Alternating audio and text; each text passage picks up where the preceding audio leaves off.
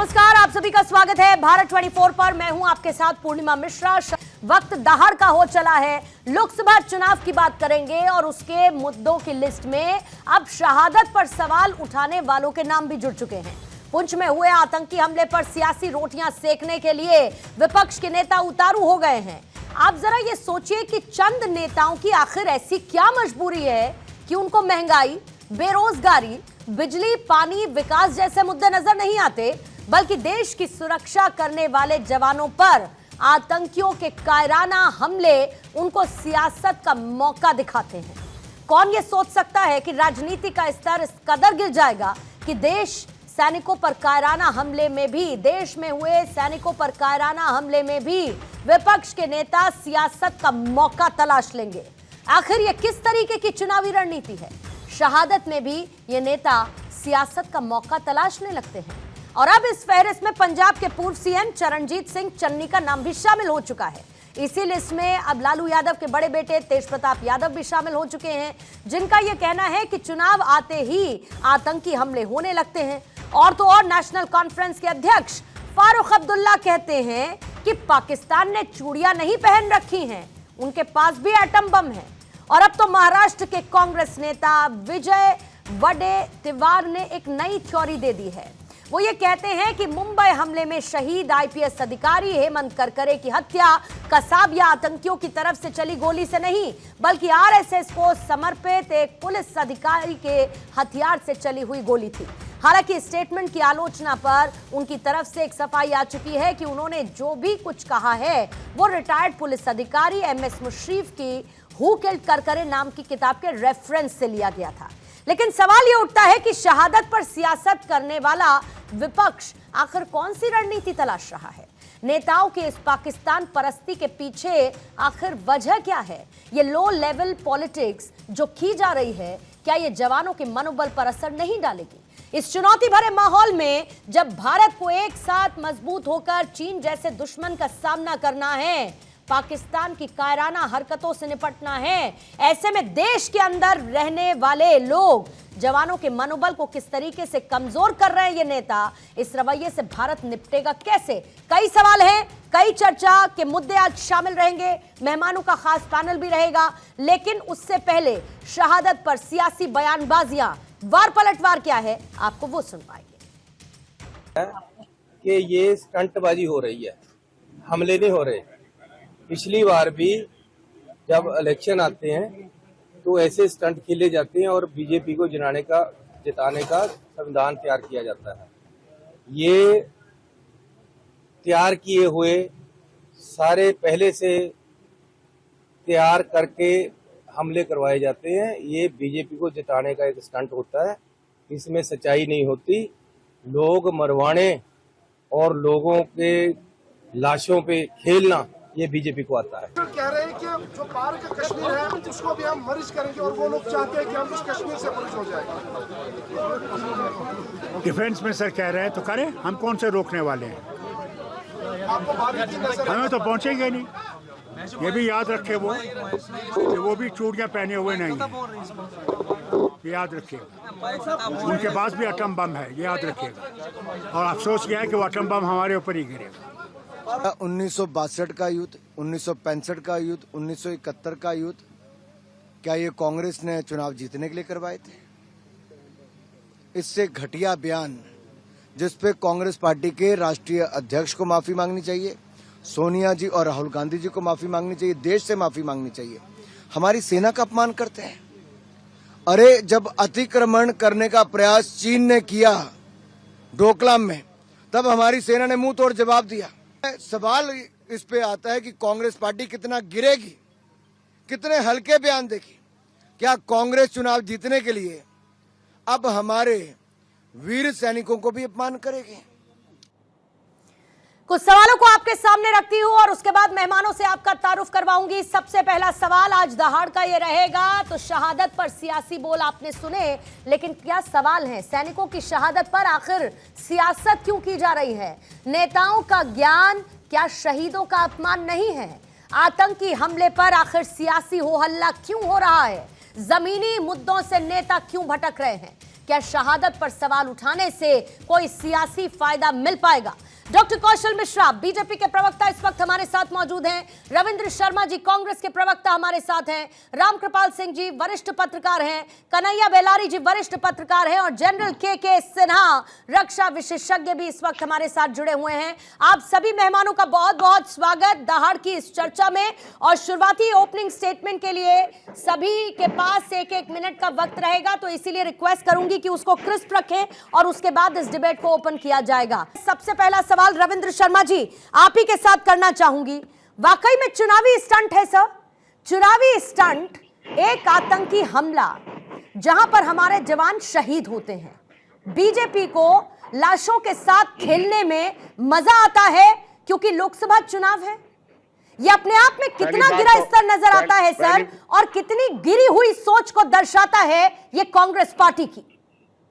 देखिए, पहली बात तो ये है कि बहुत ही गंभीर और दुखद घटना हुई है और इस पे आधिकारिक तौर पे हमारे पार्टी के इंचार्ज मीडिया जयराम रमेश जी ने और हमारे नेता राहुल गांधी जी ने अपना बयान दिया है कि बहुत ही दुखद है, दर्दनाक है, शर्मनाक है और कठोर इसकी मजम्मत की गई है।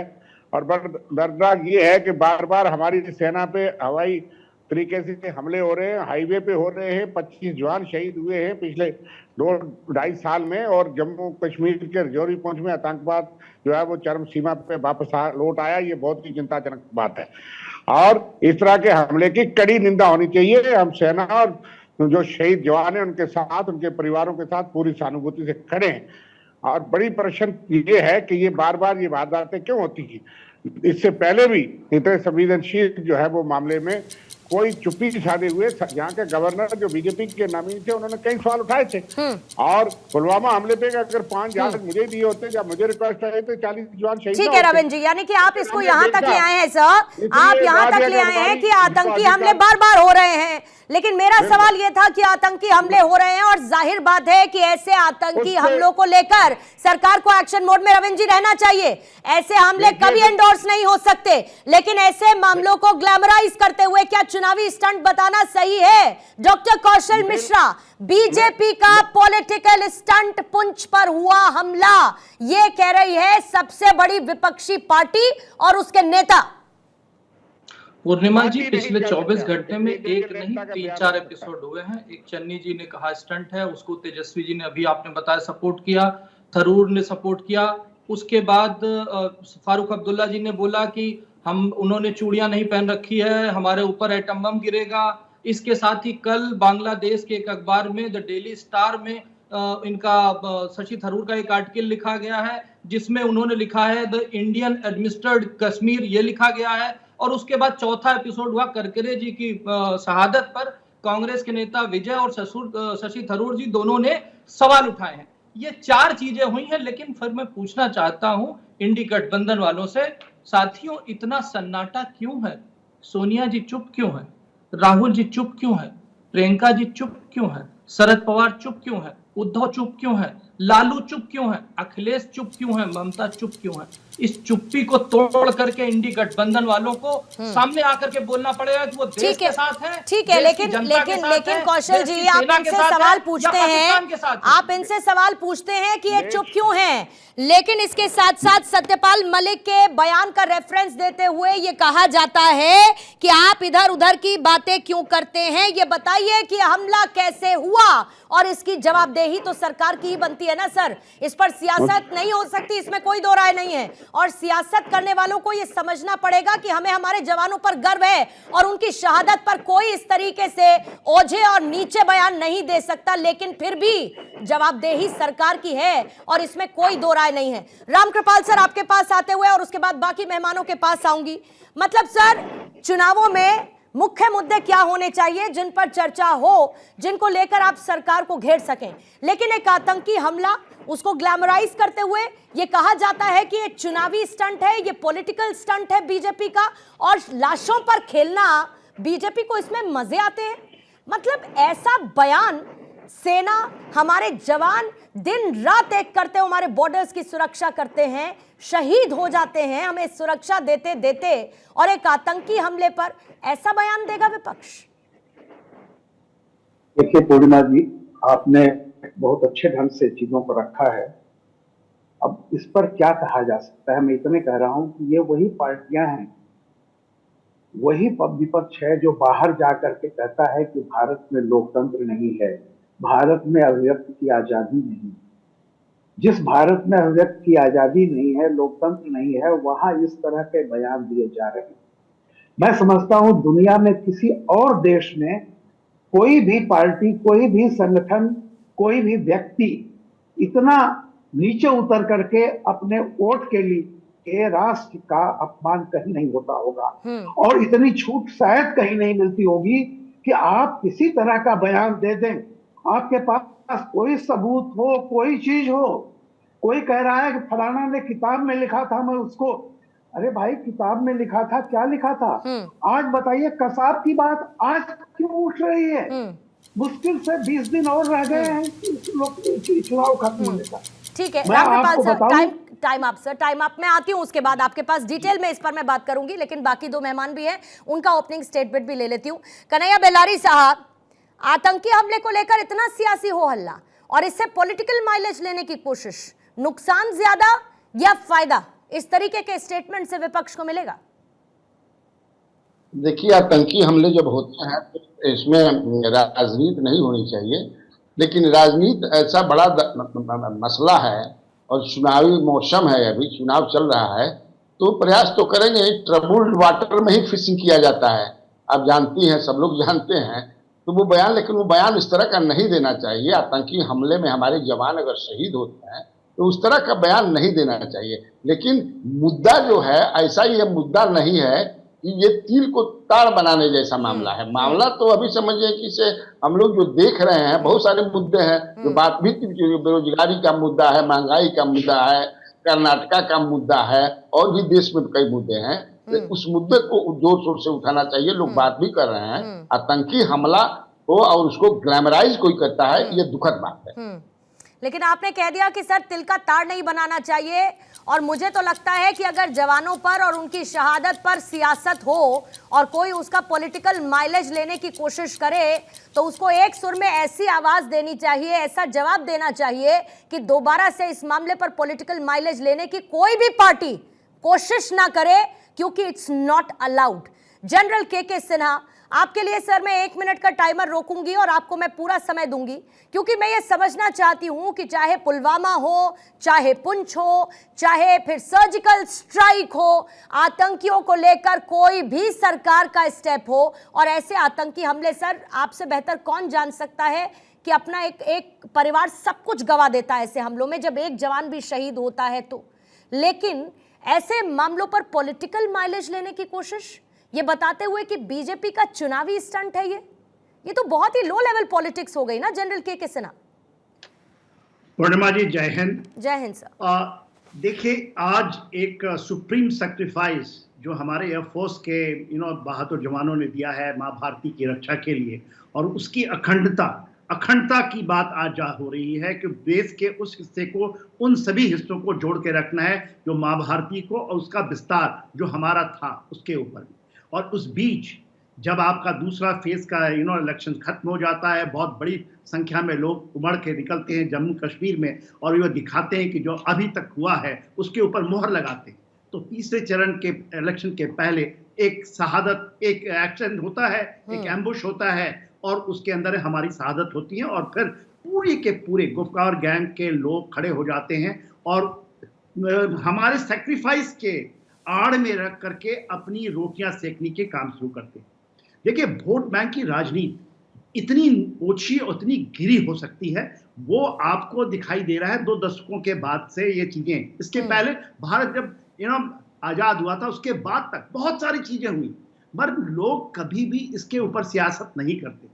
ये जो चीजें हैं आप देख रहे हो, आपने बहुत बड़ी बात कही, चाहे वो सर्जिकल स्ट्राइक हो या आपका बालाकोट का ऑपरेशन हो, उरी के बाद में जो आप जाते हैं, पुंछ राजौरी के अंदर में जो चीजें चल रही हैं, जो आपने देखा, खास करके जो एक्टिव है, लोग जो नहीं जानते कि इलाका कौन सा है और क्यों हो रहा है और क्यों करेगा।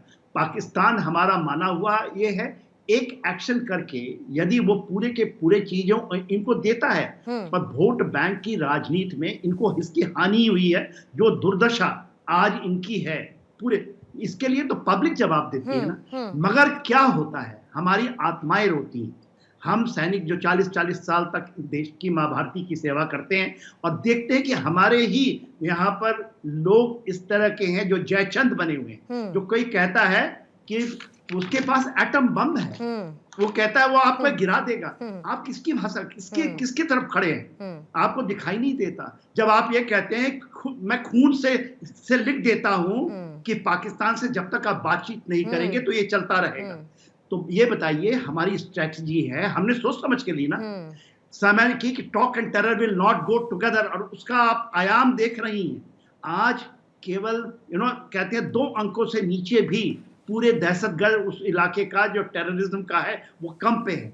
किस तरह से पूरे की पूरी वहां पे खुशहाली आ रही है। पर लोग, जब आप पूर्णिमा जी इन चीजों को उठाकर के करती हैं, खास करके आज के समय, तो ये एक्सपोज होना बहुत बहुत जरूरी है। इस गुपकार गैंग में केवल ऐसा नहीं कि कश्मीर के नेता हो या मैं फारूक अब्दुल्ला या पीडीपी हो या नेशनल कॉन्फ्रेंस के लोग हैं, जब पूरे देश के लोग इस तरह से इकट्ठे हो जाते हैं जो कि जयचंद्र की कहानी को बयान करते हैं, तो देश के लिए एक बहुत बड़ा ये संकट के एक उद्घोष करता है। और फिर उसके बाद समझ में ये नहीं आता सिन्हा साहब कि बाहर बैठे हुए, पड़ोस में बैठे हुए दुश्मन से, उन आतंकियों से निपटा जाए जो घात लगाकर बैठे हैं ताकि अमन और शांति को खत्म कर सके, या जो लोग अंदर बैठे हैं और उनकी पाकिस्तान परस्ती देखने को मिलती है।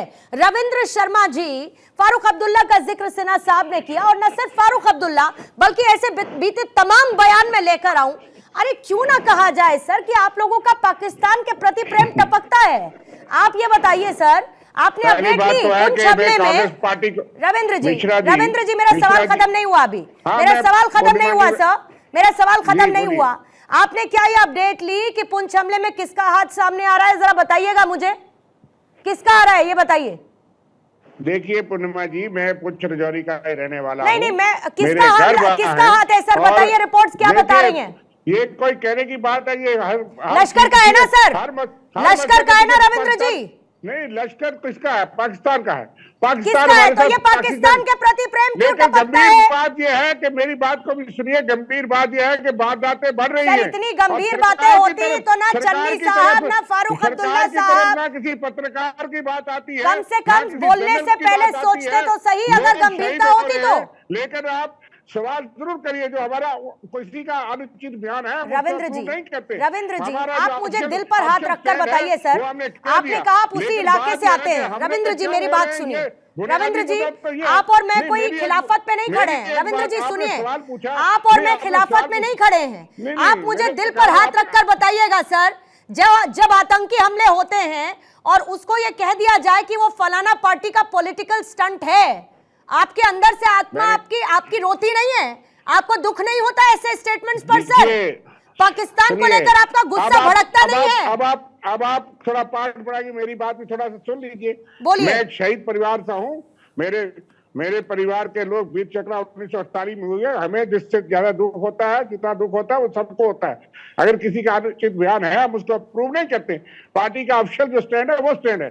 किसी एक आदमी के बयान को इतनी अहमियत, और जो लोग शहीद हो रहे हैं उस पर चर्चा नहीं। 6 हमले हो चुके हैं पाकिस्तान की तरफ से खुले सेना पे, हमारे 25 जवान शहीद हो चुके। सवाल सरकार से नहीं पूछा जाएगा कि आप कहाँ विफल हो रहे हैं, क्या और जोरी पुंछ में मिलिटेंसी रिवाइव हो गई। हम जानते हैं कि वहां आतंकवाद खत्म हो चुका था, किसी की उंगली उस तरफ नहीं जाती। यहाँ अनुचित है, हम कहने को तैयार है, लेकिन ये विफलताएं क्यों हो रही हैं? बसंतगढ़ जो उधमपुर जम्मू रीजन में है, जोरीपुर जम्मू रीजन में है, वहां आतंकवाद इतना बढ़ गया है। वहां सेना की प्रेजेंस इस चुनाव में होने के बावजूद इतनी गंभीर सेना की प्रेजेंस है, कोई कहता ही नहीं कि सरकार को तो जवाब दे। पुलवामा पे गवर्नर ने जो बात बताइए, कैसा लग रहा है आपको जम्मू कश्मीर में चुनाव होते देखकर? कैसा लग रहा है आपको? हमारी मांग थी असेंबली चुनाव भी होना चाहिए। कैसा लग रहा है आपको वहां चुनाव हो रहे हैं? हमने दी। कैसा लग रहा है सर? कैसा लग रहा है ये बताइए। 370 हटने के बाद जब वहां पर पत्थरबाजी नहीं हो रही है, कैसा लग रहा है सर आपको? ये फारूक अब्दुल्ला पे गोलियों की तड़तड़ाहट पहले के मुकाबले आपको कम सुनाई देती है, कैसा लगता है आपको रहना? कैसा लगता है आपको रविंद्र जी? मैं फारूक अब्दुल्ला की वकालत नहीं करता, लेकिन एटम बम है उनके पास, एटम बम यही गिरेगा। ये कहेंगे फारूक अब्दुल्ला पाकिस्तान ने चूड़ियां नहीं पहन रखी है। ये गंभीरता नजर आती है आपके साथियों की सर, ये गंभीरता है आपके लोगों की। पीओ के खुद आ जाएगा। लेकिन आज भारत की अखंडता के लिए, भारत की संप्रभुता के लिए, भारत की सुरक्षा के लिए आपको मुझको बॉर्डर पर भी खड़े होने से हिचकना नहीं चाहिए सर, लेकिन ऐसे बयानवीरों का क्या करेंगे? हमें कोई देशभक्ति का पाठ पढ़ाएगा? इस कांग्रेस पार्टी के हमारे जो फाड़े के लोग हैं, निहत्ते लोग हैं, हमने सेना के साथ पाकिस्तान के सुनिए मेरी बात, मत करिए ऐसी बात। ये गंभीरता की बात है कि यहाँ पर वर्ड ज्यादा लाउडर हो रखे हैं और एक्शन कुछ नहीं है। आप कुछ कह रहे हैं, आप कहते हैं चन्नी साहब का अपना बयान है, आप कहते हैं चन्नी साहब का अपना बयान है। नहीं, एक्शन किस किसका अपना बयान है? किस किसका साहब अपना बयान बताएंगे पार्टी में? रोजाना कोई ना कोई आके एक ऐसा स्टेटमेंट दे देता है जिसके बाद हम बैठकर कांग्रेस से सवाल करते हैं सर, क्या जरूरत है? लोगों की जुबान क्या काबू में नहीं है आपके नेताओं की? पूर्णिमा जी, आप कहती है मैं विपक्ष में नहीं हूँ, मैं आपकी बात से सहमत हूँ। आप एंकर Thank you पत्रकार, very लेकिन much, मुझे sir. बताइए कि वो बात एक गंभीर है, उसके लिए अलग फोरम है, हमारा पार्टी का अधिकारी बयान है, उससे गंभीर यह है कि हमारे जवान शहीद क्यों हो रहे हैं, बिल्कुल है ना, बिल्कुल है साहब, बिल्कुल है, लेकिन उस नाम पर सियासत कितनी वाजिब है डॉक्टर कौशल?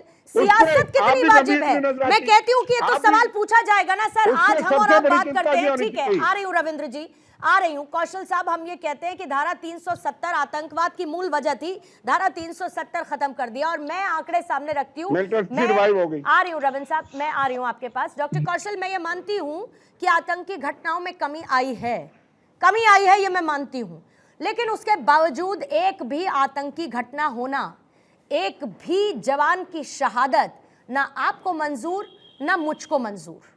विपक्ष उस पर सवाल पूछेगा और वो पूछता रहा है, लेकिन फिर भी आपके इस पॉलिटिकल माइलेज लेने से इसको जोड़ देना, बीजेपी के चुनावी स्टंट से जोड़ देना, बीजेपी को लाशों के साथ, शव के साथ खेलने में मजा आता है, ये बातें कह देना, ये नैरेटिव उनके खुद के खिलाफ है या आपके खिलाफ जा रहा है? पूर्णिमा जी, आप बड़ा सीरियस इशू है और इस बात को हमारे रक्षा विशेषज्ञ बेहतर समझेंगे कि कांग्रेस या ये कहें कि इंडी गठबंधन के लोग तुष्टीकरण की राजनीति के चक्कर में उन्होंने देश के मुसलमानों को पाकिस्तान के साथ लाके खड़ा करने की कोशिश की है। वो है नहीं, मेरी बातों को मैं बहुत सीरियसली बोल रहा हूँ और मेरी बातों को सुना जाए, और मैं पूरे देश के लिए बोल रहा हूँ। आप ये देखिए, जब मुंबई टेरर अटैक हुआ था उसके बाद सिन्हा साहब जानते हैं और सबको पता, अब तो एक ऑफिशियल फैक्ट है कि जब आर्मी के लोग गए थे कि हमें पाकिस्तान पे कुछ एक्शन करना चाहिए, तो मनमोहन सिंह जी ने ये कहा कि अगर हम इस समय अटैक करेंगे तो हमारे देश का मुसलमान नाराज हो जाएंगे। मैं नहीं कहता, ये ओपन फैक्ट किताब में है। इसके पहले चलता हूं, जब यूपीए वन थी, मैं चाहता हूं अगर किसी कागज से जिक्र किया उसमें हमला है कि वो गलत है, तो आप एक किताब से एक देश के प्रधानमंत्री को बदनाम करेंगे? किसी की किताब लिख के तो प्रधानमंत्री से सवाल खड़ा करना उचित हो गया, और किसी और अब दूसरा एग्जाम्पल ले लेते हैं रविंद्र जी, दूसरा एग्जाम्पल देते हैं। जनरल जे सिंह थे, रिटायर्ड आर्मी चीफ थे, यूपीए वन की सरकार थी, आपके उस समय फॉरेन सेक्रेटरी होते थे श्याम सरन सिंह जी, उनके साथ मिल करके पाकिस्तान के जो काउंटर पार्ट थे रियाज मोहम्मद खान, उनके साथ मिल करके आपने विदेशी ताकतों के प्रेशर में आकर के सियाचिन को छोड़ने की बात मंजूर की थी। वो तो एम.के. नारायणन जो उस समय के एनएसए थे, उन्होंने रोका, मना किया। आप तो हमेशा तुष्टीकरण के चक्कर में देश का बेड़ा गर्क करते रहे। आप ये बताइए, मेरे को ये बताइए, शशि थरूर लगाते हैं प्लीज रविंद्र जी, प्लीज मैं रिक्वेस्ट करता हूँ, रविंद्र जी प्लीज मैं रिक्वेस्ट करता हूँ, शशि थरूर आपके अपने नेता हैं, उनका कल यानी 5 तारीख को बांग्लादेश की एक द डेली स्टार में आर्टिकल निकला है जिसमें लिखा उन्होंने कश्मीर को द इंडियन एडमिनिस्ट्रेटेड कश्मीर। ये क्यों लिखा गया है? शहीद करके सुनिए, उससे पार्टी का 70 साल का स्टैंड बदल गया। ये इतना सीरियस डिस्कशन है और ये जिस तरह से यहाँ पर नहीं, ऐड मैं करके serious राजनीति करने की कोशिश कर रहे हैं, इस तरह के डिस्कशन में यही एक्सपोज होते हैं। नहीं, ऐड ऑन कर रहे हैं वो डॉक्टर कौशल, उसमें एक बात सुन लीजिए और उसके बाद आगे बढ़िए। वो क्या कह रहे हैं, काउंटर रख रहे हैं ना अपना, बीच में बोले और आगे बढ़िए। तो मैं यहाँ बैठा हूँ, मुझे सुनाई ठीक है, दे ठीक है। कोई अखबार की पॉलिसी होती है, वो उस चीज को मैं तो इनको पूरा सुना ना। मैं खुद अखबार नहीं सुन रहा हूँ, इसलिए उन्होंने लिखा होगा। कोई नेता जो है ये नहीं कह सकता हमारा स्टैंड जो पार्टी का है वही ऑप्शन स्टैंड है। किसी नेता ने अगर कोई अपना कोई बात कही है, मैं उससे सहमत नहीं। रविंद्र जी, क्या स्टैंड है, एक बार जरा मैं पूछूं आपसे। डॉक्टर कौशल फिर आ रही हूँ आपके पास, स्टैंड बताइए सर मुझे, जरा पीओके को लेकर स्टैंड बताइए मुझे। ये को बताने की जरूरत है, मैं आप जैसी सीनियर पत्रकार से पूछ रही हूँ सर, एक बार अपनी तसल्ली के लिए पूछ रही हूँ। Integral part of India, it was, it will, and it is integral part of India, both constitutionally. एक और बात पूछ लेती हूँ इस पर रविंद्र साहब, एक और बात पूछ लेती हूँ। भारत की पॉलिसी क्लियर कि आतंक के साथ बातचीत नहीं होगी, अग्री है इससे सर? बिल्कुल एग्री है। तो फिर ये क्यों फारूक अब्दुल्ला साहब घड़ी घड़ी आकर बयान देने लगते हैं? बैठकर बात कीजिए, राउंड टेबल कॉन्फ्रेंस कीजिए, चाय पीजिए, कॉफी पीजिए, बात करिए। नहीं, मोदी जी, प्रधानमंत्री जी बिन बताए क्यों लाहौर गए थे बिरयानी खाने? वो किससे गए थे? 2014 में उनका बयान है, प्रधानमंत्री बनने से पहले हम उनके साथ खड़े हैं, सेना के साथ खड़े हैं, देश की पॉलिसी के साथ खड़े हैं। लेकिन देश की पॉलिसी में चुप चुपीते आप लाहौर जाएं, बिरयानी खाएं और फिर पठानकोट में हमला करवाएं, ISI को बुलाएं, उड़ी तक सारे आर्मी इंस्टॉलेशन पे हमले हों सबसे मेजर, और फिर आप कहें आप अपने बयान पे खड़े रहिए। ठीक है कौशल जी, जल्दी से इसका जवाब दीजिएगा और उसके बाद मैं रामकृपाल सर आपके पास आती हूँ, कन्हैया बेलारी जी और सिन्हा साहब आपके पास। कौशल जी जल्दी से जवाब आपसे लूंगी। बार बार ये कांग्रेस के लोग और विपक्ष के लोग सवाल उठाते हैं कि अटल जी पाकिस्तान क्यों गए, मोदी जी पाकिस्तान क्यों गए। जब अटल जी पाकिस्तान गए थे तो उसके बाद परमाणु विस्फोट करके पूरे विश्व को दिखाया था। उसके बाद जब नरेंद्र मोदी जी पाकिस्तान गए, उसके बाद सर्जिकल स्ट्राइक की, उसके बाद आप ये देखिए ना, इस तरीके से पाकिस्तान का आर्मी चीफ सदन में, ये गए तो this is not the way mister. ठीक है रविंद्र जी सुनिएगा उन्हें, रविंद्र जी सुनिएगा, जवाब लेंगे। कौशल जी बोलिए, कौशल जी बोलिए, कौशल जी बात पूरी करें। रविंद्र शर्मा जी, यहाँ राजनीति नहीं हो रही है, आप लोगों ने राजनीति के चक्कर में देश को बेचने का काम किया, देश को तोड़ने का काम किया है। आपने जाकर के अपराधियों के साथ खड़े हुए हैं, आतंकियों के साथ खड़े हुए हैं, मुंबई टेरर अटैक वालों के साथ खड़े हुए हैं, करके के ऊपर कंट्रोवर्सी उठाने की कोशिश कर रहे हैं। आप जैसे घटिया पॉलिटिक्स करने वालों का फ्यूचर खत्म है हिंदुस्तान में। आज देश की जनता राष्ट्रवाद के साथ है, विकास के साथ है, मोदी जी के साथ है, और जिस तरह से आप लोग घटिया राजनीति कर रहे हैं, ये देखिएगा कि पूरा भारत देश ही नहीं, पूरा विश्व देखेगा कि 4 जून 400। ठीक है रविंद्र जी रुकिएगा, लेकिन डॉक्टर कौशल ये बात कोई विपक्ष पहली बार थोड़ी कह रहा है कि प्रधानमंत्री गए थे, बिरयानी खाकर आए थे और उसके बाद हमने देखा क्या हुआ। ये आज कोई पहली बार थोड़ी कह रहा है विपक्ष, ये तो कहता रहा है। यही तो पूर्णिमा जी, लेकिन आप समझिए ना कितना सीरियस डिस्कशन है। इन्हें अपनी गलतियों को रियलाइज नहीं कर रहे हैं, देश के सामने यहाँ पर नेशनल चैनल पे बैठ करके राजनीति करने की कोशिश कर रहे हैं। It's not about politics at all, it is about our country. आप लोग कर क्या रहे हैं यहाँ पर बैठ करके? केवल राजनीति कर रहे हैं, केवल तुष्टीकरण के चक्कर में, केवल 70% वोटों के चक्कर में, केवल इंडी गठबंधन के सारे लोग मिल करके 70% मुस्लिम वोटों को कब्जा जलाने के लिए पाकिस्तान का सपोर्ट कर रहे हैं, आतंकियों का सपोर्ट कर रहे हैं, मुंबई टेरर अटैक वालों को सपोर्ट कर रहे हैं, शशि थरूर का सपोर्ट कर रहे हैं। क्या करेंगे? कहाँ जाएंगे आप लोग? कहाँ जाएंगे आप लोग? किस तरह की राजनीति कर रहे हैं? देश बना है वीर जवानों से, यहाँ पे कितने लोगों ने शहादत दी है, कितने लोग कश्मीर में मारे गए। आप देखिए जिस तरीके से, अगर ग्लोबल टेरर इंडेक्स में देखें, जब से धारा 370 खत्म हुई है, वहां पर 70% घटनाओं में कमी आई है, 90% से ज्यादा लोगों की डेथ में कमी आई है, 0.5% का अटैक रेशियो रहा है। ठीक है रविंद्र जी, डॉक्टर कौशल जी, अब मुझे बाकी मेहमानों के पास भी सर जाने दीजिए, जरा मुझे बाकी मेहमानों के पास भी जाने दीजिए सर, बहुत देर से इंतजार कर रहे हैं। रामकृपाल सर आपके पास आती हूँ, फिर उसके बाद आप दोनों पॉलिटिकल गेस्ट के पास आऊंगी। रामकृपाल सर, लेकिन उसके बावजूद अगर पलटवार होता है, पलटवार किसका? पलटवार बीजेपी की तरफ से। जब ये कहा जाता है कि मानसिकता इनकी ऐसी हो चुकी है, और सिलसिलेवार तरीके से अगर मैं डॉट्स कनेक्ट करूं तो आप विपक्ष हैं, विपक्ष में आप सरकार के फैसलों पर सवाल उठाएंगे, लेकिन ऐसे एक्शंस जो कि देश को मजबूत करते हैं, क्या उनके खिलाफ भी सियासी बयानबाजी इनको सियासत की ओट देकर बचा लेगी? जनता को ये समझ में नहीं आता क्या कि हो क्या रहा है असल में? देखिए पूर्णिमा जी, मुझे बहुत कम समय मिला था। जी सर, अब थोड़ा सा समय मैं जी। अपनी बात एक ही बार में बिल्कुल कह सर, लेता हूँ, मुझे मत दीजिएगा। देखिए, हम लोग बहुत ही गंभीर टॉपिक पर बात कर रहे हैं और ये बिरयानी उरियानी इससे विषयांतर होता है। मैं केवल एक बात पूछना चाहता हूँ, 2014 से पहले भी इस देश में कांग्रेस की सरकार थी।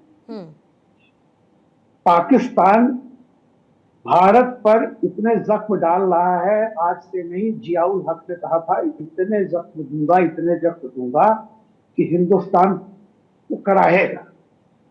आपको याद है, लगातार आतंकी गतिविधियां होती रही, पाकिस्तान के लोगों ने, वहां के सैनिकों ने हमारे सैनिकों का सिर काट के ले गए थे, याद होगा जी सर। लेकिन कभी इस देश के अपोजिशन ने कभी ये नहीं कहा कि ये पाकिस्तान की हरकत नहीं है, ये भारत ने खुद कराया है। बात देखिए इसकी है, 60 साल कांग्रेस ने राज किया। मुझे एक घटना बता दीजिए जब इस देश के अपोजिशन ने यह कहा हो कि ये खुद सत्ता ने प्रायोजित किया है। कभी कांग्रेस ने नहीं। 71 में इंदिरा गांधी जीती, अपोजिशन ने कहा इंडिया इज इंडिया, दुर्गा कहा। हम कुछ भी करें, लेकिन एक बात का इतना ध्यान रखें कि देश, कभी भी आप पार्टी हित को जितना ही देश के ऊपर ले जाएंगे, उतना ही आप पशेमान होंगे, उतना ही जनता आपको रिजेक्ट करेगी, उतना ही। और ये पराजित की भाषा है, ये पराजित का प्रलाप है, जिसे जब पुलवामा पर हमने वहां हमला किया पाकिस्तान में, तो कहा पेड़ गिरा के आए हैं, कुछ नहीं हुआ है, सर्जिकल स्ट्राइक का प्रमाण मानते रहे। जब यहाँ पे हुआ तो कहा कि अभी फर्जी है। आज आप इसको कह रहे हैं कि अभी फर्जी है।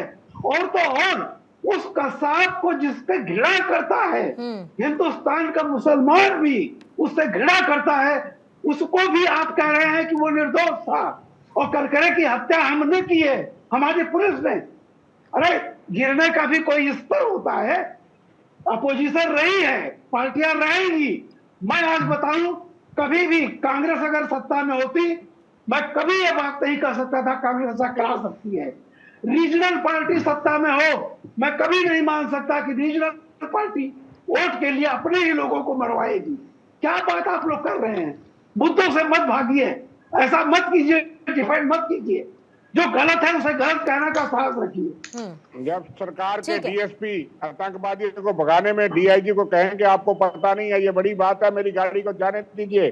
डीएसपी देवेंद्र सिंह, यहाँ जम्मू कश्मीर में कई किस्म की ऐसी, सत्यपाल मलिक जी ने कहा कि सिर्फ 5 जहाज चाहिए थे। रविंद्र जी, रामकृपाल सर ने जो यहाँ पर बातें कही ना सर, आप ठीक है उनका काउंटर करिए अपने तरीके से, लेकिन जो उन्होंने कहा वो बहुत गंभीर बात है सर, और कम से कम आपसे मैं इतनी उम्मीद रखती हूँ कि उसकी गंभीरता को आप समझेंगे। ये clearly low level of politics ही है ना sir, low level of politics ही है। भले ही आप बार बार ये कह दीजिए कि उनका अपना इंडिविजुअल बयान है, कहते रहिए सर, कहते रहिए, लेकिन ऐसे इंडिविजुअल बयान सिलसिलेवार तरीके से कांग्रेस को नुकसान पहुंचाएं तो पहुंचाएं, लेकिन अगर मेरे देश को उससे नुकसान पहुंचेगा तो मुझे उन बयानों से आपत्ति है, मुझे उन बयानों से आपत्ति थी, उन बयानों से आपत्ति है और उन बयानों से आपत्ति सर रहेगी। कन्हैया बेलारी जी आपके पास आते हैं, फिर सिन्हा साहब आपके पास आऊंगी। कन्हैया बेलारी जी, मुझे ये बताइए, बड़ा अच्छा लगेगा क्या कल कांग्रेस पार्टी के शीर्ष नेतृत्व को जब बाहर के अखबारों में हेडलाइन छपी होगी, BJP political stunt the attack in Poonch, अच्छा लगेगा इनको पढ़ के कि देखिए भाई हमने एक शिगुफा छेड़ा और तुरंत बाहर के अखबारों ने इसको पकड़ के हेडलाइंस बनाते हुए भारत की इमेज को एक बार फिर से डेंट कर दिया। पूर्णिमा जी, हम लोग, पाकिस्तान बकरी है और हिंदुस्तान बाघ है, और बाघ और बकरी की बात हो रही है। क्या है पाकिस्तान हमारे सामने चुनावी समय में? अरे दुनिया का सबसे बड़ा सेक्स स्कैंडल कर्नाटका में हुआ, देश के प्राइम मिनिस्टर चुप हैं, संदेश खली पे खूब बोलते हैं, अरे इस पर बोलना चाहिए ना, राष्ट्रीय महिला आयोग शांत है, इस पर वार्तालाप होनी चाहिए, रोजगार पर वार्तालाप। या बकरी की बात करते हैं, क्या है पाकिस्तान हमारे सामने जी, क्या पर छप जाएगा? भारत भारत है। दो तीन आदमी कुछ बोल देता है। अब मान लीजिए लल्लू सिंह फैजाबाद के एमपी हैं, अनंत हेगड़े हैं, बोलते हैं कि संविधान आप 400 दीजिएगा तो संविधान चेंज करेंगे, तो हम मान लो उनकी बात कि उनके कहने से संविधान चेंज हो जाएगा, अब भाजपा चेंज कर देगी? ऐसा तो होने नहीं है। तो उनकी बातों को क्या ज्यादा तवज्जो देना है? और ये बाघ बकरी की ये तेजस्वी यादव आपके इसको लेकर भी तो बोल रहे हैं ना सर, तेजस्वी यादव भी तो बोल रहे हैं ना, इनको समझ में नहीं आता, सेंस ऑफ मैच्योरिटी नहीं है क्या कि किस पर बात करनी है और किस पर नहीं? वो भी राजनीति कर रहे हैं भाई, दोनों तो हर जगह वो कह रहे हैं कि मंगलसूत्र ले लेंगे। मंगलसूत्र कौन लेगा? आतंकियों का गुणगान होगा क्या? पॉलिटिक्स के लिए आतंकियों का गुणगान होगा क्या? पाकिस्तान को सर पर बिठाएंगे क्या? क्या वो सर पर? आ रही हूँ सर, आ रही हूँ रविंद्र जी, थोड़ा समय दीजिएगा। बोलिए बेल्लारी साहब। अरे उनकी क्या हिम्मत है कि हमारे सर पर बैठे हैं? हिम्मत है पाकिस्तान का आंख भी नहीं बताइए ना इनको, फिर बताइए इनको, निकाले इन नेताओं को अपनी पार्टी से बाहर। निकालेंगे रविंद्र जी, जिनके निजी बयान बता रहे हैं इनको निकालेंगे पार्टी से। संविधान बदलने की जो बात की है लल्लू सिंह और अनंत हेगड़े, इनको निकालेंगे बीजेपी? कितने लोगों को बीजेपी ने निकाला?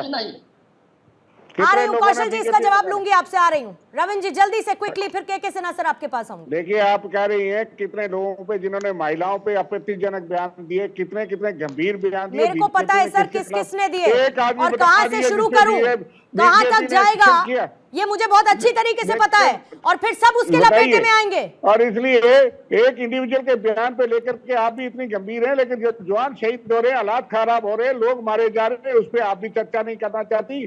पूछिए सिन्हा साहब से। क्या बात करते हैं साहब, क्या बात करते हैं सर, क्या बात करते हैं कि मैं उस पर चर्चा नहीं करना चाहती? रविंद्र जी, अगर सुनिए सर, सुनिए, अगर आपकी पार्टी के नेताओं पर आप लोगों की चलती नहीं है ना सर, तो सुनिए, तो आप मुझ पर चलाने की कोशिश मत कीजिए कि मैं उस पर चर्चा नहीं करना चाहती। मैंने सीधे कौशल जी से सवाल पूछा कि ये जवाबदेही सरकार की है कि हमले बिल्कुल बंद क्यों नहीं हुए, इसका जवाब सरकार को देना पड़ेगा। लेकिन अगर आपके नेता ऐसा बयान देते हैं, उनको निकालेंगे पार्टी से क्या? पार्टी से निकालेंगे उनको रविंद्र जी? नहीं, उनके खिलाफ जो निकालिए ना पार्टी से, बोलिए कि हम आपके बयान से इत्तेफाक नहीं रखते और आपको पार्टी बाहर करती है इनडिसिप्लिनरी एक्शन में। निकालिए बाहर उनको। नहीं निकालेंगे सर आप, क्योंकि कुछ वोटों का फायदा मिलेगा ना। नहीं निकालेंगे आप, क्योंकि कुछ वोटों का फायदा मिलेगा। मैंने कहा उनके बयान पे कोई फायदा नहीं, किसी ने कहा नहीं उनको। फिर वही बात सर, मैंने कहा ना कि निजी बयान की ओर में आप लोग सब कुछ कह भी जाइए और हमने कुछ कहा भी नहीं है, इतना बेवकूफ कोई नहीं है। कौशल जी से जवाब लेने से पहले सिन्हा साहब आपके पास में आऊंगी, सिन्हा साहब आपके पास में आऊंगी और माफी चाहूंगी कि आपके पास थोड़ा देर से आ रही हूँ। लेकिन सियासी फायदा लेने की कोशिश शहादत जैसे चीजों को लेकर, बयानों को लेकर, बयानों के साथ की जा रही है। वो मिले ना मिले दूसरी बात है, लेकिन जरा कौन बताएगा इन पॉलिटिकल पार्टीज को कि जब एक जवान भी शहीद होता है तो उसके साथ पूरे परिवार पर असर पड़ता है, पूरे देश की आंखें नम रहती हैं, और जब हमारा पड़ोसी मुल्क पाकिस्तान आतंकियों को यहाँ पर भेजता है तो कैसे देश का अमन और देश का चैन तबाह होता है, ये इनको कौन बताएगा सर? पीओके को लेकर भारत का स्टैंड क्या है, उसके साथ ये कब साथ में खड़े रहेंगे? फारूक अब्दुल्ला कब इस तरीके के स्टेटमेंट देना बंद करेंगे? कब चुप होंगे वो? कब ये कहना बंद करेंगे कि एटम बम उनके पास भी है और पाकिस्तान ने चूड़ियां नहीं पहन रखी हैं? ये आगे बढ़े, हम इनके साथ हैं। सरकार को कहिए आगे बढ़िए, लाहौर मत जाइए। सर कहने से नहीं होता है, मैंने कहा ना, जाकर पहले अपने उन जितने साथ के लोग हैं ना जो ऐसे बयान देते हैं उनको पार्टी से बाहर का रास्ता दिखाइए, फिर बताइएगा यहाँ पर एग्जाम्पल सेट करिए। कहने से नहीं होता है। सिन्हा साहब, आप तक मेरी आवाज पहुंच रही है क्या सर? कंफर्म कीजिएगा मुझे। हाँ, thank you Purnima, thank you. देखिए पूर्णिमा जी, बहुतों ने बहुत सवाल किए और आपके दर्शकों को ये समझना जरूरी है। हम आपके ही पैनल में कोई बैठा हुआ कहता है कि हम तो पुंछ राजौरी के रहने वाले हैं और हम इस इलाके में हैं और क्यों वहां पर वापस आया। तो आपका सवाल जो बड़ा सवाल है और आपके पूरे दर्शकों को ये समझने की जरूरत है, ये जो तू मैं चलती है या ओछी नारीच चलती है, उससे ऊपर देखने की बात है, क्योंकि ये देश की सुरक्षा और अखंडता का बात है। देखिए, जब आप आजाद हुए, क्यों हम तो अखंड भारत थे ना, एक विस्तृत भारत थे। किसने बनाया पाकिस्तान, किसने बनाया बांग्लादेश की, किसने संरचना रची, ईस्ट पाकिस्तान और वेस्ट पाकिस्तान। उसके बाद 47-48 में मौका मिला था, हम पीओके के हिस्से में जा रहे थे, हमें किसने रोका? आज उसका सवाल उठना चाहिए, किसने रोक दिया? इसी इलाके में जो आज बात हो रही है ना, कृष्णा घाटी, पुंछ, राजौरी, भट्टाधुरिया, नागड़ा, ये जो इलाका है, किसने रोका? इनको पता था कि ये बहुत, और ब्रिगेडियर उस्मान ने कहा था, जिसने अपनी शहादत दी थी, उन्होंने कहा था कि ये बहुत बड़ी गलती है, हम इसको भुगतेंगे, और आज भी भुगत रहे हैं। सवाल वहां खड़ी होनी चाहिए, सवाल ये खड़ा होना चाहिए 65 में जब हाजी पीर पास ले लिया गया था, फिर से मौका मिला था, फिर इन्होंने दे दिया। यही इलाका था, यही इलाका इन्होंने पाकिस्तान को दे दिया। और कौन दिया? अब 65 में कौन थे लोग? ये तो हम लड़ाइयां जमीन पे जीतते हैं, टेबल पर हारते हैं, राजनीतिक तरीके से हारते हैं। आज सवाल खड़ी हो रही है उसको। देखिए, आपके दर्शकों को ये समझना चाहिए। रविंद्र जी, सिन्हा साहब को अपनी बात पूरी करने दीजिएगा सर, उसके बाद आपके पास आऊंगी। बोलने दे। रविंद्र जी आपको काफी समय मिला सर, पहले उनको अपनी बात पूरी करने दीजिए प्लीज। मैं एक बात, सर एक मिनट सर, मैं आपसे बहस नहीं कर रहा हूँ, मैं दर्शक ये कहता हूँ कि आप भारत के लोगों को ये पूछनी चाहिए, क्यों पुंछ राजौरी में हमने क्यों दे दिया हाजी पीर पास?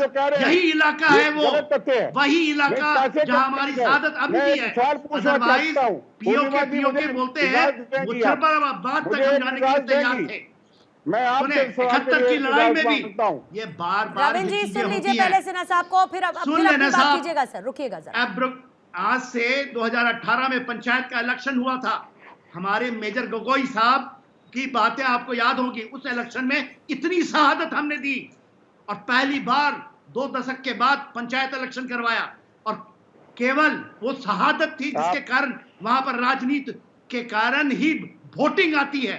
2 चरणों में आप आंकड़े देखो, पूरे के पूरे आंकड़े 70 से पार है, नेशनल एवरेज से पार है। ये इंडोर्समेंट देता है कि वहां की 2011 में रविंद्र जी रक्षा विशेषज्ञ हैं सिन्हा साहब, छोटी और अपनी बहुत इंपॉर्टेंट सर्विसेज इन्होंने देश के लिए दी हैं। कम से कम इनके फैक्ट्स पर तो सर आप सवाल मत उठाइएगा, क्योंकि इनको चुनाव नहीं लड़ना है, इनको कुछ वोटों की दरकार नहीं है कि एक बयान देंगे और इनको वोट मिलेंगे, इसीलिए इनकी वो दरकार नहीं है सर।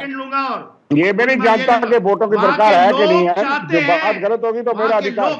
आप तीसरे चरण के पहले ये चीजें होती हैं, जो कोई कहता, और कौन करवाता है उनको करने की, कौन देता है? जो कहता है कि चूड़ियां नहीं पहना पाकिस्तान, वो नहीं कहता जो हैटम बंद, ये कौन कहता है? आपके ही लोग ना, आपके साथ जुड़े हुए लोग। आप क्यों नहीं सवाल उठाते उस पर? आप क्यों नहीं कहते कि नहीं हो सकता, हम फिर जाएंगे? आप कहते वो चूड़ियां नहीं पहन। अरे भाई आप बताओ, 75 साल के अंदर हमने बहुत मौके दिए हैं और फिर मौका देंगे, क्योंकि एब्रोगेशन ऑफ आर्टिकल 70 के बाद जिस तरह से वहां इलेक्शन हुए, पंचायत के इलेक्शन हुए, और उसका नतीजा बहुत है, ये इंडोर्समेंट है पूरे विश्व के लिए। और ये हमें समझना पड़ेगा देश के सारे नागरिकों को, और खास करके जम्मू एंड कश्मीर के तीसरे चरण के चुनाव के पहले जो हो रहा है घाटी में, क्यों हुआ ये सब कुछ जो शांतिपूर्ण तरीके से घाटी में हो रहा है, सबसे बड़ी मिर्ची तो पड़ोस में बैठे पाकिस्तान को लगी है, लेकिन ये समझना मुश्किल है इन बयानों के बाद कि क्या उससे ज्यादा मिर्ची देश में अंदर बैठे हुए लोगों को लगी है क्या? रविंद्र सर आप कुछ इस पर कहना चाह रहे थे, जल्दी से अपनी बात कीजिएगा, फिर डॉक्टर कौशल आपके पास आती हूँ। लेकिन रविंद्र जी जरा ये भी मुझे बताइए, फिर क्यों ना कहूं मैं अनुराग ठाकुर, अगर ये कह देते हैं कि आपने जवानों को सशक्त करने की बजाय, उन्हें हथियार देने की बजाय 10 साल तक दलाली खाने का काम किया, सिर्फ आपने हमारी सेना को मजबूत ही नहीं किया, आपने क्या किया? सिर्फ अपनी जेबें भरी, दलाली की, पैसा खाया, कमाया। इस तरह के बयान को अगर आप ग्लोरीफाई करती है तो शर्म की बात है कि हम दलाली खाई और जवानों की है। लेकिन जनरल साहब की एक दो बातों शर्म की बात तो देश में जवानों की शहादत पर बयान देने वालों को आनी चाहिए, और हो सकता है कि उनको आ भी रही हो, टिप्पणियों पे बिल्कुल आनी चाहिए। शर्म किसको आनी चाहिए सर असल में? कि जनरल साहब ने ये कहा, ब्रिगेडियर उस्मान 3 जुलाई 1948 को शहीद हो गए थे, और मेरे अंकल उनके साथ थे, वो पहले शहीद हुए। 1 जनवरी 1949 को सीज़फायर हुआ। कैसे ब्रिगेडियर उस्मानी को पता था और ये कहते हैं कि उन्होंने इसको जाने दें, हम जाकर के पीओ को क्या आवाज में बैठेंगे। आप क्यों नहीं बात उठाते, क्यों नहीं बताते लोगों को, मैं क्यों नहीं देश की जनता को बताते? मैं भी गलती हुई थी हमारी। लेकिन यह है कि आप पॉलिटिकल स्टेटमेंट मेक करते हैं कि 2 दशक ये पॉलिटिकल 2011 में स्टेटमेंट नहीं है, चुनाव, स्ट्रेटेजिकल सुनिए, स्टेटमेंट है, 2011 ये भूल है में हमारी, पंचायत और इसको फिर से जनरल ना साहब- दोहराएं। आप फिर से दोहराने की चेष्टा कर रहे हैं। सुनिए, इसको मैं ना आपको ये करें कह रहा हूँ, रविंद्र साहब, 2011 में आप चुनाव उस हुए इलाके थे, के उस आपको जो उस बीजेपी धरती वाले के सपूत हैं। बताते हैं कि 2 दशक में चुनाव हुए, ये सच Stand on नहीं है। the Ravindra ji, correct fact side finding of the छोड़ दीजिए history। ना, रविंद्र जी सुनिए, फैक्ट बाकी- फाइंडिंग छोड़ बहुत दीजिए ना। Into political- मैं आपको फैक्ट पे अफजल गुरु की नहीं फांसी बताऊंगा। के समय तो जो आंसू फैक्ट निकल रहे थे ना आपको- सर, ये इसके और लिए तो तीसरी फैक्ट बात फाइंडिंग यह की जरूरत कि नहीं है, इसके लिए फैक्ट फाइंडिंग की जरूरत है क्या रविंद्र जी? जो हमारा ऑफिशियल स्टैंड है, अफजल हम गुरु उसमें खड़े की हैं। फांसी के समय तो आंसू निकल रहे थे ना किसने सर? दी फांसी? किसने दी फांसी? बताइए ना अफजल मुझे। गुरु को फांसी किसने लेकिन दी? आंसू निकल हम रहे तो थे ना दी सर। हमारी सुप्रीम कोर्ट सरकार की ने चौखट गिरीश तक ने- कौन पहुंचा था? मैंने कहा कि अफजल गुरु की फांसी किसने दी, किसकी सरकार थी? अरे मैंने कहा कि आंसू किसके निकल रहे थे? देखिए, वो राजनीति जो करते हैं वो अलग बात है। राजनीति करते रहिए बस सर आप। हमने तो देश के आंसू नहीं लगाए। ऐसे हमें क्यों सेंसिटिव पूछते मुद्दों आप? पर भी राजनीति करते हमें क्यों रहिए, पूछते हैं? क्योंकि राजनीति लेकिन- करनी है, हमारा काम ही राजनीति हमें- करने का है। हम क्यों पूछते हैं? हमने तो नहीं राजनीति की, हमने तो जो कानून का सिस्टम था उसके तहत अफजल गुरु को फांसी ठीक हुई है, तो हुई। ठीक है सर, 30 सेकंड जो में लोग अपनी करते बात हैं को उनसे- रविंद्र जी आप उनसे पूरा पूछिए। करेंगे, फिर मैं डॉक्टर उनका कौशल लाइसेंस आपके पास आऊंगी। मैं उनका वकालतनामा नहीं रखता। ठीक है मैं डॉक्टर अपनी कौशल, पार्टी का ठीक है सर, ठीक है, पॉइंट मेरी पार्टी का स्पष्ट स्टैंड है। Talks and terror can not go together. We are with the army, we are with the government, but ठीक दे है। Should not adopt flip flop policy. ठीक है, उदाहरण सेट करिए ना फिर ऐसे लोगों को पार्टी से बाहर निकाल के। डॉक्टर कौशल, जो फ्लिप फ्लॉप पॉलिसी है गवर्नमेंट की, उनको तो जवाब मांगना चाहिए। क्यों ठीक है हालात सर, बिगड़ पॉइंट रहे हैं? टेकन, क्यों पॉइंट आतंकवादी टेकन। बढ़े? डॉक्टर कौशल हाँ, आप तो तो कह रहे हैं ना कि 370 बात पार्टी का खत्म। स्टैंड तो सरकार के साथ है इसमें, फिर इस बात पर इतना सियासी हो हल्ला क्यों? आतंकवाद के विरुद्ध भी हर लेकिन आप आतंकवाद पे कमरे ठीक है रविंद्र जी, जवाब ले ले डॉक्टर कौशल से। हाँ बोलिएगा सर।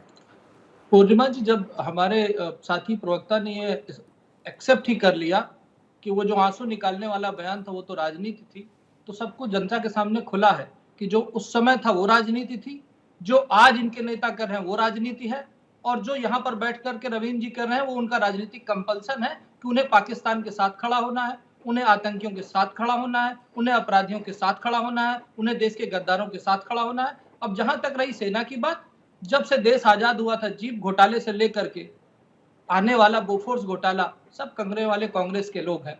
आप ये सोचिए ना कि आज जब चाइना के बॉर्डर तक सड़कें बन रही हैं, इनके अपने डिफेंस मिनिस्टर कहते थे कि वहां पर डेवलपमेंट न करना ही हमारे लिए सबसे बड़ी सेफ्टी है। इस तरह के स्टेटमेंट देने वाली कांग्रेस, जो केवल हथियारों में दलाली खाने का काम करती रही, और ये मैं नहीं कहता, ये पुराने साक्ष्य कहते हैं और सबूत कहते हैं, इसमें मेरा कोई रोल नहीं ठीक है, सबूत कहीं नहीं हुआ। 10 सेकंड में रविंद्र जी इसका जवाब जल्दी से, फिर बेलारी साहब और रामकृपाल सर आपके पास आती हूँ। एक सवाल मेरे से पूछा गया था, वरिष्ठ पत्रकार महोदय ने पूछा था कि संविधान बदलने वाले स्टेटमेंट में क्या निकालेंगे, तो उनका जवाब दे देता हूँ कि जो नेहरू साहब थे उन्होंने 17 बार संविधान बदला था, इंदिरा जी ने 28 बार संविधान बदलने की बात कर रहे हैं, वो तो कहते हैं कि आप संविधान खत्म कर देंगे, संविधान खत्म कर देंगे, बदलने की बात नहीं है सर, वो कहते हैं संविधान खत्म कर देंगे आप। कोई बात नहीं, coming back to the topic, जल्दी से, मेरे पास समय की खत्म है। रामकृपाल सर मान लिया इन्होंने कि संविधान बदलेंगे, मान लिया इन्होंने कि बेलारी संविधान साहब 30 सेकंड दूंगी आपको, जल्दी से रामकृपाल सर आपका क्लोजिंग स्टेटमेंट जल्दी से दूंगी। रामकृपाल सर, मैं केवल पूर्णिमा जी, मैं केवल एक बात कह रहा हूँ, अभी तक मिश्रा जी कह रहे थे कि किसी ने कह दिया, अरे चन्नी जी आपके यहाँ पूर्व मुख्यमंत्री हैं, फारूक अब्दुल्ला पूर्व मुख्यमंत्री हैं, कैबिनेट मिनिस्टर रहे हैं, पंजाब जैसा इलाका सर,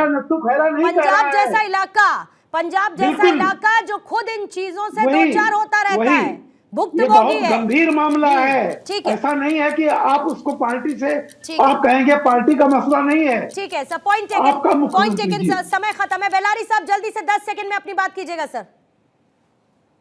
मेरा यही कहना है कि नेताओं को ऐसे बयान से बचने चाहिए, नेशन फर्स्ट होना चाहिए, इस बात को रखना चाहिए। लेकिन उधर भी कई ऐसे बयान आते हैं, दोनों तरफ ऐसे नेता होते हैं जो मनबड़ू होते हैं, कुछ भी बोल देते हैं, इस सब पर रोक लगी। ठीक है सर, लेकिन शहादत पर सियासी फायदा लेने की कोशिश किसी को नहीं करनी चाहिए, ना वो मंजूर था, ना है और ना कभी रहेगा।